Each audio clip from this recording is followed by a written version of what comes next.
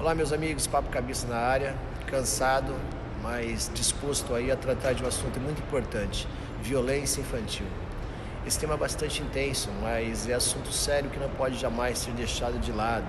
Afinal, não é comum a gente se reunir para falar de violência ou de abuso sofrido por crianças, né? Algo que acontece, acreditem, muito mais do que imaginamos. Pois bem, quando falamos desse assunto, ao contrário do que muitos pensam, eu prefiro chamar atenção para o fato de que abuso infantil não ocorre somente em países com baixos índices socioeconômicos. Não podemos culpar só o Brasil. Isso acontece também em países desenvolvidos, como é o caso aqui no Canadá. Embora o Canadá ostente aí, juntamente com o Reino Unido e a Suécia, índices expressivos de combate ao abuso. Aliás, quando falamos em abuso, pensamos só na violência direta contra uma pessoa ou uma criança. Contudo, aqui no Canadá, há uma lei rigorosa que considera que crianças que veem suas mães sofrendo abuso estão também sendo abusadas. Bem legal, né? Mas não se engane, o que efetivamente implica em maior proteção às crianças não é o país ser desenvolvido ou não. Países pobres não são necessariamente piores para elas, acreditem.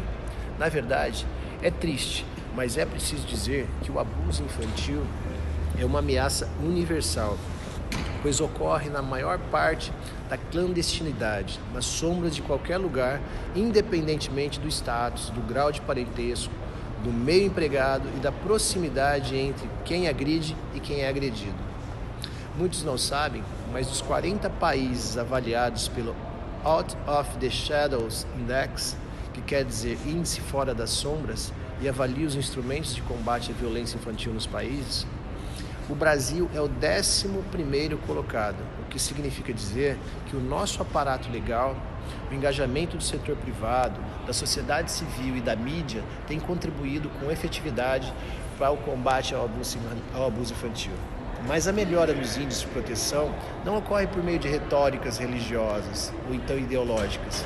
Muito pelo contrário, acabam deixando em segundo plano o que realmente importa, a quebra do estigma, a discussão aberta sobre o sexo, os direitos das crianças e o gênero.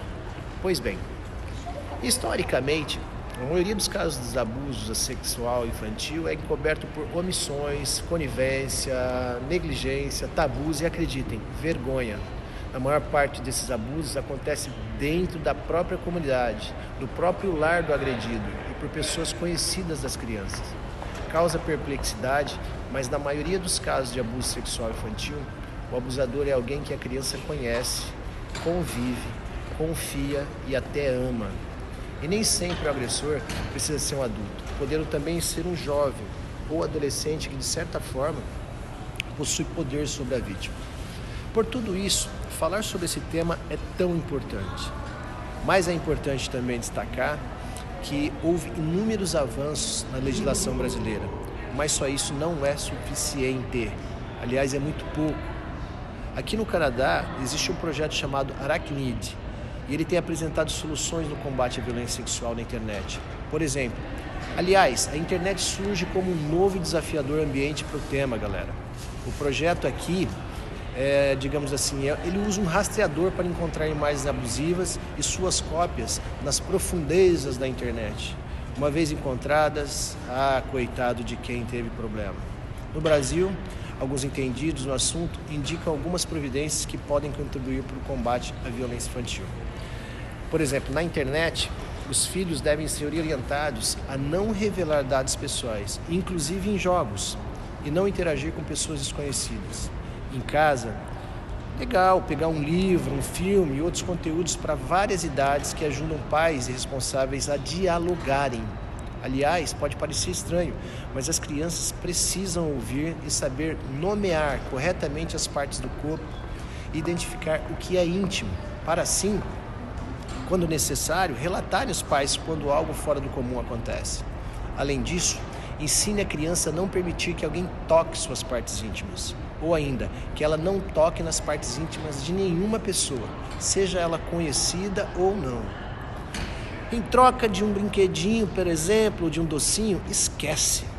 Não deixe que teu filho passe por isso. Por isso, galera, preciso que seu filho se sinta seguro para lhe contar qualquer coisa, inclusive uma situação de abuso. Se o seu filho for ensinado que segredos são coisas boas e que ele sempre, enfim, poderá contar com você, independente do que acontece, será mais fácil de identificar uma situação de abuso. Portanto, é preciso insistir que a maioria dos casos de abuso infantil acontece quando uma criança passa horas sozinhas com um adulto, que pode ser um membro da família ou um conhecido. Por isso, saiba que o seu filho está fazendo na sua ausência, não importa o tempo, é muita atenção com o comportamento dele.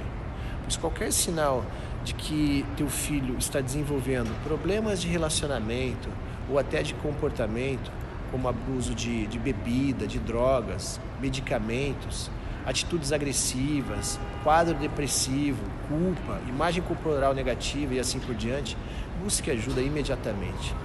E você que está aí vendo esse vídeo, saiba que assim como eu, todos nós somos responsáveis por contribuir para a redução do índice de violência infantil.